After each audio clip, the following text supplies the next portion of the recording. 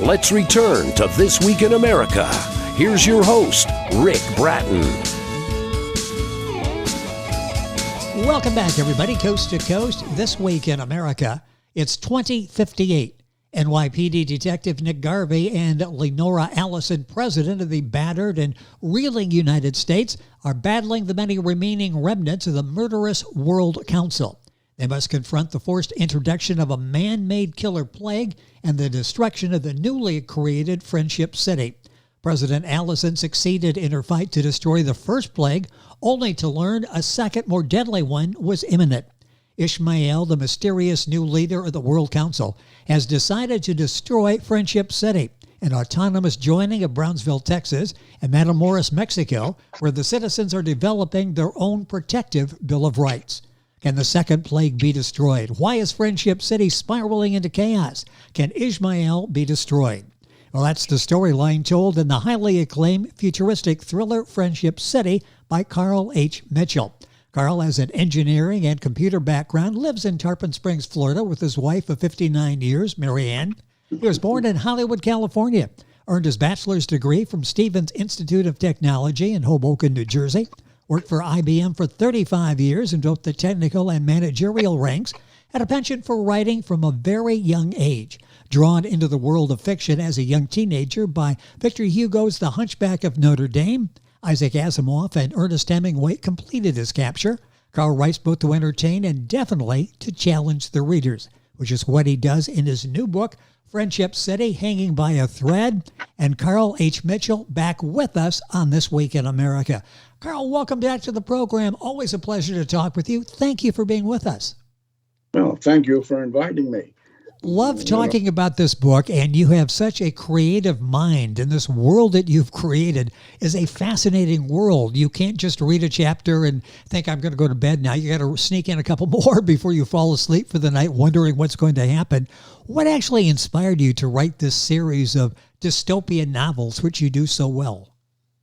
Well, I think basically it was a long time. Yeah, I didn't start till I was very early in my 70s. I tried short stories and stuff before that, but then I projected, well, maybe in the future things would sort of spiral in a negative direction. And one of the things that I felt was of concern to citizens was the government trying to rule our lives and tell us what to do from A to Z.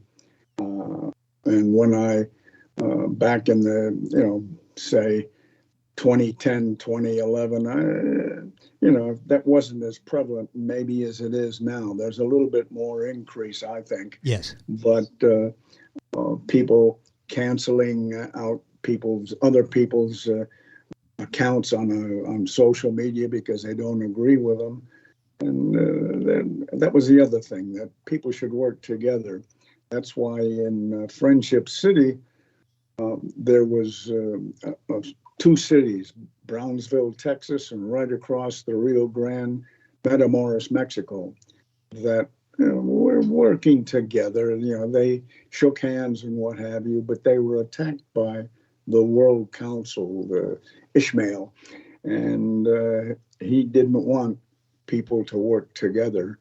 And the citizens petitioned Mexico and the United States to let them become an autonomous city ruled by their own citizens.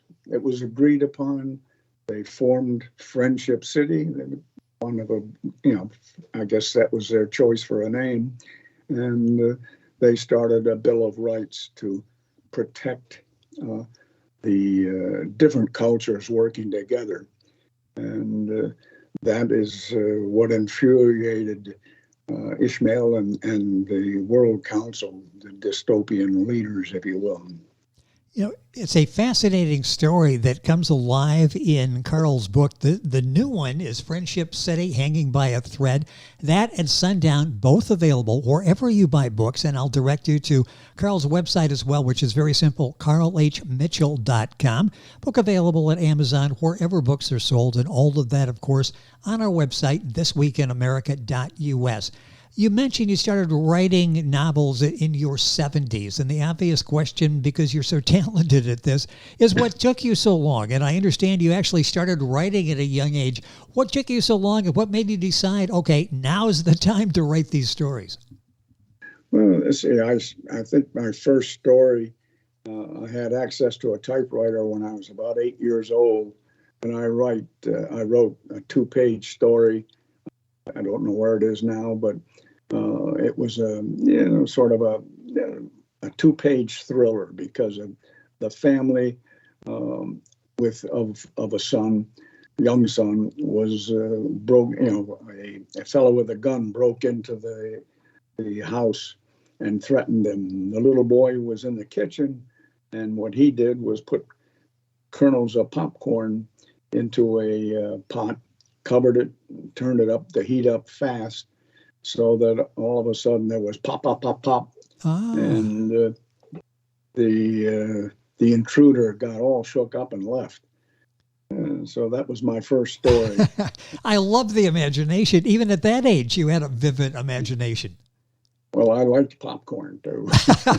A good imagination and a love of popcorn, it all combined for the first thing at the typewriter when Carl was there. Talk about the evolution where you got to the point where you decided in the 1970s, I got a story here I want to share. Well, I had as I got older, I wrote maybe in high school.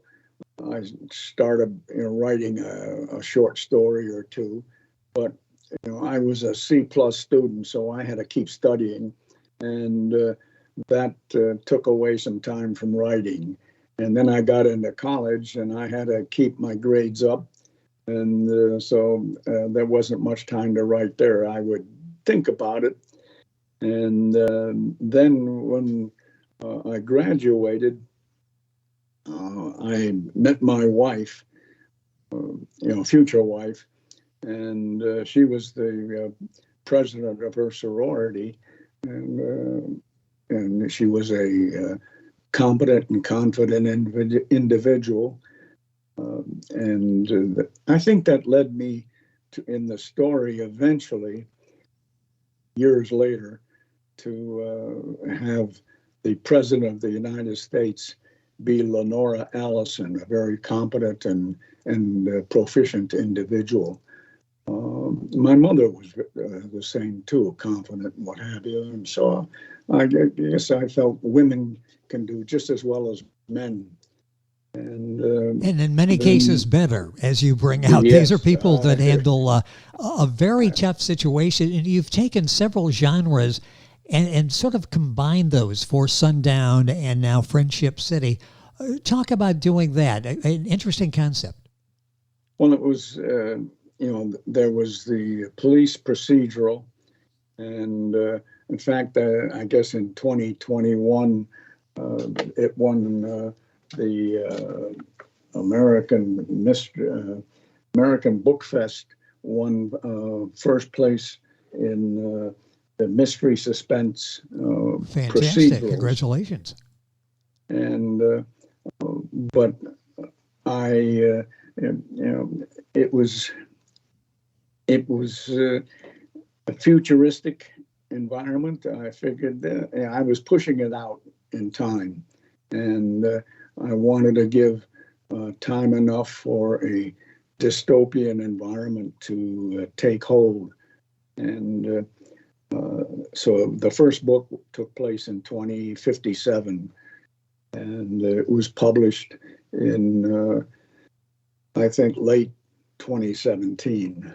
And then I switched over to write Friendship City, Hanging by a Thread, and it became more threatening, the World Yes. Council, dystopian environment. Carl Mitchell, our guest on the program. His website, carlhmitchell.com. Book available wherever books are sold. That's his website.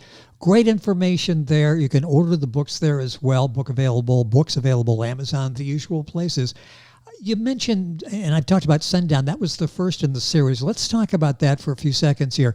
What was the debut novel, Sundown? What was that about? Give us a brief synopsis of Sundown. Well, at Sundown, the World Council, started by its founder, Jason Beck, had, one way or another, gained control of all the world's oil. And so he used that control to make each company that wanted something from the World Council, they had to basically get down on their knees and beg. And the President, Lenora Allison, figured the only way to counteract that was to find a different source of energy. She used a 30-year-old Japanese satellite still circling but not being used to beam down sun energy onto a grid that she had constructed over Manhattan. And Jason Beck was out to destroy that. And so that was the story, basically, the tussle and what have you. It was a remarkable job for the first book of Sundown. This book was praised by the Kirkus Reviews, the prestigious Kirkus Reviews. They said the book was a beefy police procedural with well-developed sci-fi and espionage touches. Yeah. What was it like for you, who put this off for so many years? You write the first book and suddenly you're getting great reviews all over the place, and in particular Kirkus Reviews. What was that like?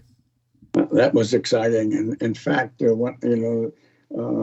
had my book edited and what have you by a professional author, William Greenleaf, and he at the end said, "Hey, you've got a very good book." I said, "Yeah, okay, well, that's nice to hear."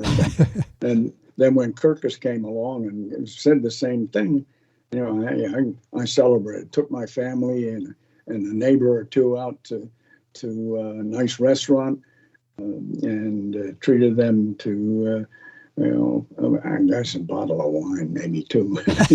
But it was interesting. It was exciting. What an exciting time! And followed up with Friendship City. This is a book that's receiving rave reviews. Such an interesting story again that you continue. The second in the series. What's the sequel, Friendship City, about? I sort of did a synopsis in the beginning. Do it in your words, where you are in 2058 in Friendship City. Well, after the conquering of supposedly of at least a lot of the World Council, the new leader, Ishmael, introduces a man-made killer plague into the both sides of both coasts of the United States.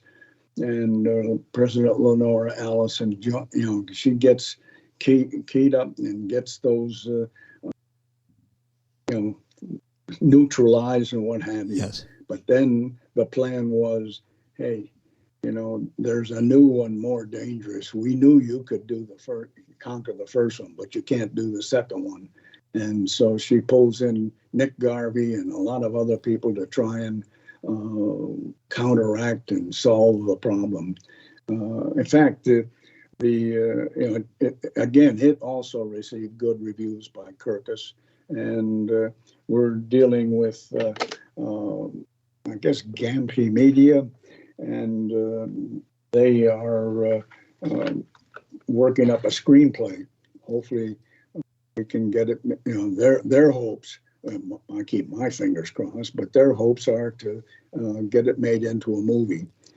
It comes alive. Both of these books, they're very visual in terms of as you're reading the story, and you can see maybe put your favorite actors in these different roles, and you can see the story unfold in your mind as you're reading, which is another reason Friendship City and the first book in the series doing so well, Sundown.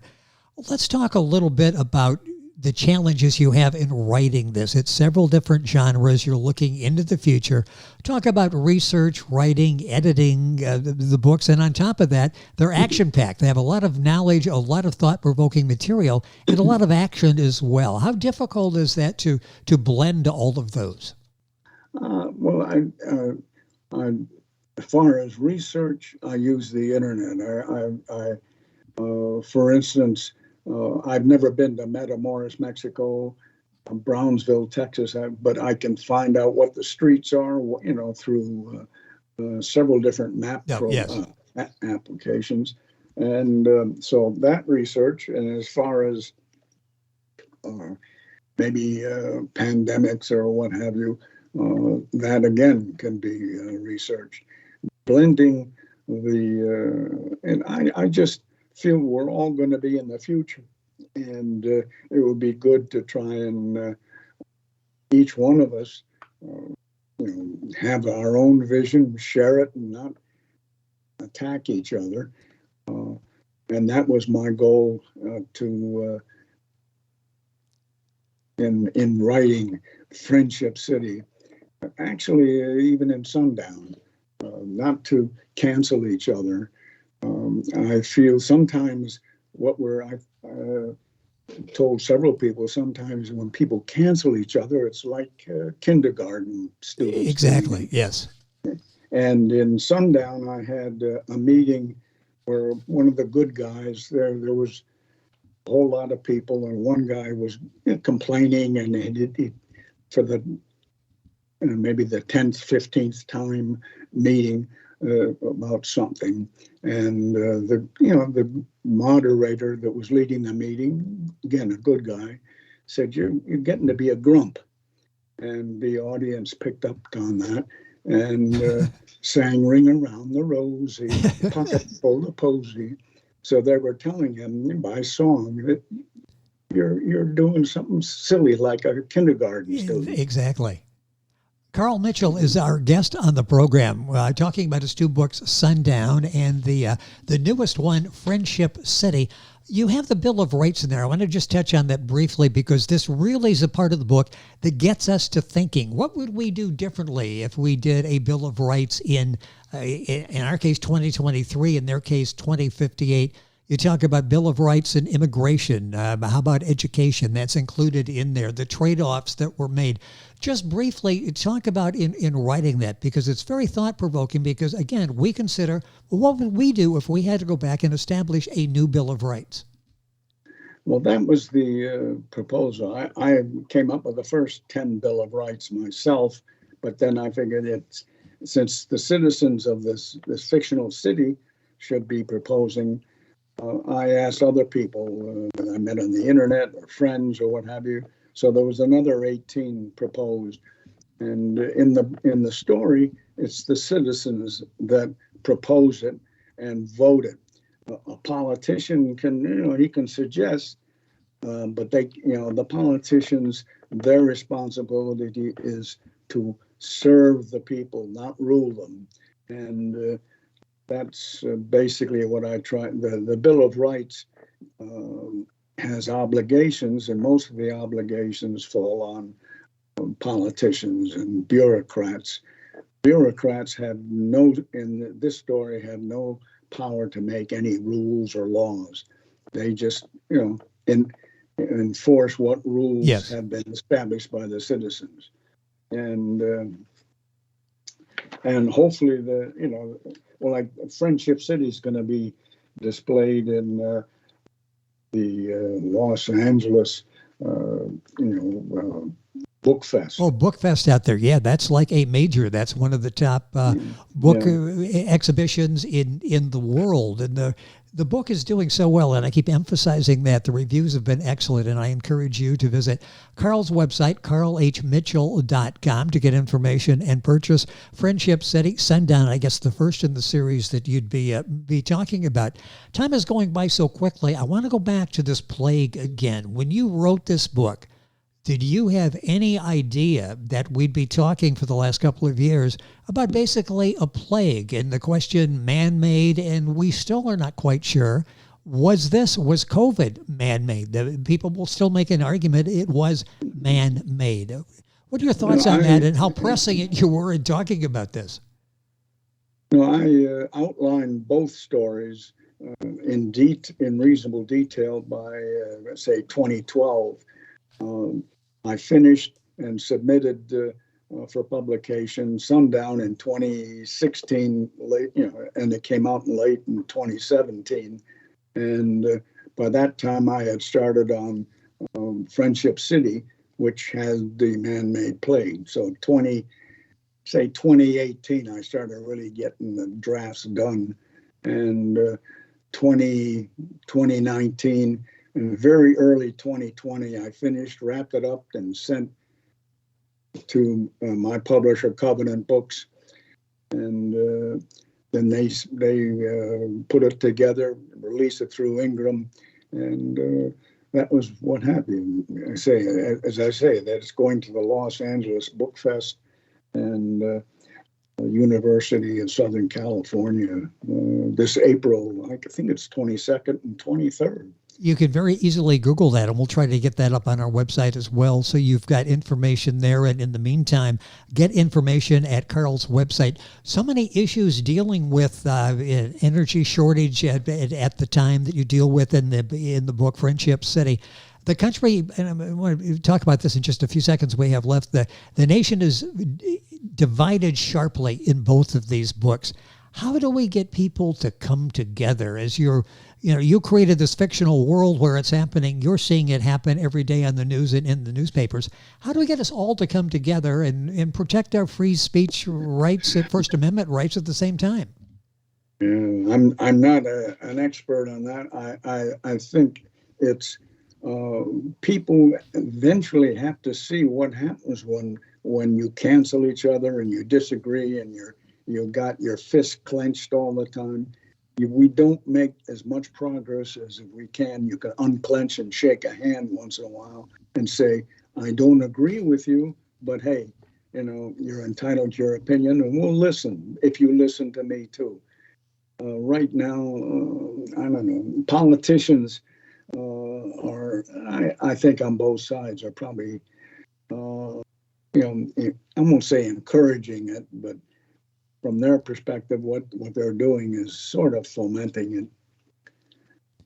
So I think we have to control a bit more in the politicians and say it's the citizens that make the rules. It's thought-provoking and touched upon in Carl's books, Sundown and Friendship City. I'm going to take time for one more question because, again, you address this in a different way, but it's an issue that we deal with. Where's the greatest danger to the United States, do you think? Is it domestic or foreign? And then the next, obvious extension of that, will the next big war be fought against nations or against terrorists? What are your thoughts, just from the research that you've done? Well, I think the greatest threat physically, armament and what have you, is from other, outside the United States, China, Russia, Iran, etc. But what enables that, I feel, is the fracturing within the United States that just, removes our attention from the outside, and we sort of yell at each other. And while we're yelling at each other, China, Russia, Iran, North Korea, they're chafing their hands and say, okay, yes, give this. So I think that's the problem. I think if we at least ease up a little bit on each other and work together a little bit better than, maybe like we did 20 years ago, that we might be more focused on who these evil, China is a dystopian. We don't mention it too much, but they have a group of people that they put in prison. They send off to someplace, and that's not what we want. You get us thinking about that, and as you say, we need to think about that before it's too late to think about that. And Carl does a wonderful job in both of these books. It's a great story. It will get you thinking. It will entertain you. Both of the books still available. Sundown, highly praised. Friendship City, Hanging by a Thread, another book that's critically acclaimed, award-winning book as well. And again, that will be on display at the book fair, book exposition at Los Angeles in California, and we'll get all that information to you as well. I'm going to take 30 seconds here. what are you working on now? Do we have a third book that'll be coming out soon? Oh, yeah. Well, this was designed to be a trilogy. I know, but I can't wait for the third one. Yeah, well, I'm getting into it now. Perfect. And all, thrillers and what have you, you've got people that do their main job, but they have to have problems at home they have to deal with. And so one of the problems that Nick Garvey had was his daughter. And she's coming into prominence in the third book, and is going to be contributing. And so I feel again that this, I'm hoping to be able to finish it by the end of the year, maybe the first quarter of 2024. Well, we'll be looking forward to that. And in the meantime, if you haven't done so already, Sundown, Friendship City, Hanging by a Thread, both of the books are available. Carl's website is very simple, carlhmitchell.com. Book available at Amazon, Barnes & Noble, all of the usual places. We'll have links on our website that will take you right to Carl's website. Carl, always a pleasure. Look forward to continuing our conversation. Congratulations on the success of both of these books. Look forward to having you back on the program. Thank you for being with us. Okay. Thank you very much, Rick. Always a pleasure. Carl H. Mitchell, author of the book Friendship City, Hanging by a Thread, and the first book, Sundown. You'll find it all at carlhmitchell.com, and information on our website, thisweekinamerica.us. We're back on today's program after these messages. This Week in America is online. You can visit our website, thisweekinamerica.us. Scott Pinkerton, associate producer of This Week in America. Jay Anderson, segment producer. Ben Watson, webmaster. Otto Bechet, director of engineering and TV production. This Week in America produced and is a trademark of Blue Funk Broadcasting, LLC. For information on all of our guests and to listen to this week's show, our website again at thisweekinamerica.us. And I'm Sean Bratton, executive producer of This Week in America.